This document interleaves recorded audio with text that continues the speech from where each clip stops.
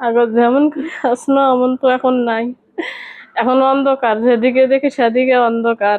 এখন অনেক মানুষের ঢাকার থেকে আসে, আমার তো বুক খালি, ঘর খালি।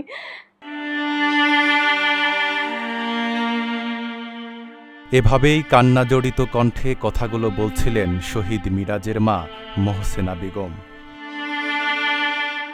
বাবা মাকে ভালো চিকিৎসা করাবেন, ছোট দুই ভাইকে লেখাপড়া করিয়ে মানুষের মতো মানুষ করবেন, এমন স্বপ্ন ছিল ২১ বছর বয়সী মিরাজুল ইসলাম মিরাজের। সেই স্বপ্ন নিয়ে রাজধানীতে পাড়ি জমালেও ২০২৪ সালের ৫ আগস্ট বৈষম্যবিরোধী ছাত্র আন্দোলনে যোগ দিয়ে যাত্রাবাড়ী থানার সামনে গুলিবিদ্ধ হন তিনি।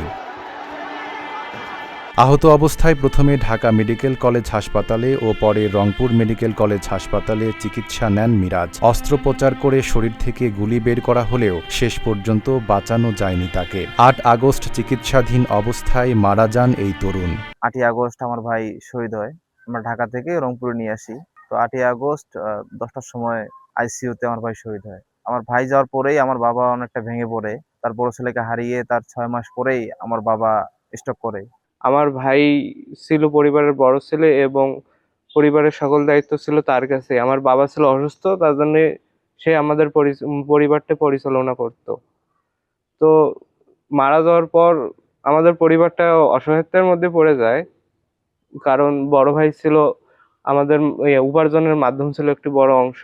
সংসারের একমাত্র উপার্জনক্ষম মিরাজের আয়ে চলত অসুস্থ বাবা ও দুই ভাইয়ের পড়াশোনা। ছেলের মৃত্যুর শোক সইতে না পেরে কিছুদিন পর মারা যান তার বাবাও।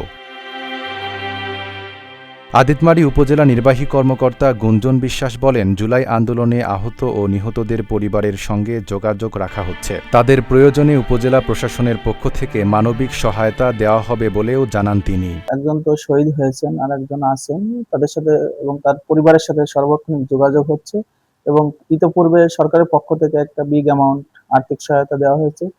একই সাথে যিনি অসুস্থ আছেন তাদের সাথেও যোগাযোগ হচ্ছে।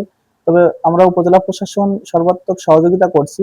তাদের যে কোনো প্রয়োজনে বা যে কোনো সুবিধা অসুবিধায় আমাদের সাথে যোগাযোগ করলে বা আমাদের কাছে অনুভূত হলে আমরা প্রয়োজনীয় ব্যবস্থা নিচ্ছি। মিরাজ আর ফিরবেন না, তবে স্বজনদের দাবি জুলাই আন্দোলনে নিহতদের হত্যার সুষ্ঠু বিচার এবং ক্ষতিগ্রস্ত পরিবারগুলোর পুনর্বাসন নিশ্চিত করা হোক। Desk report, Dhaka post.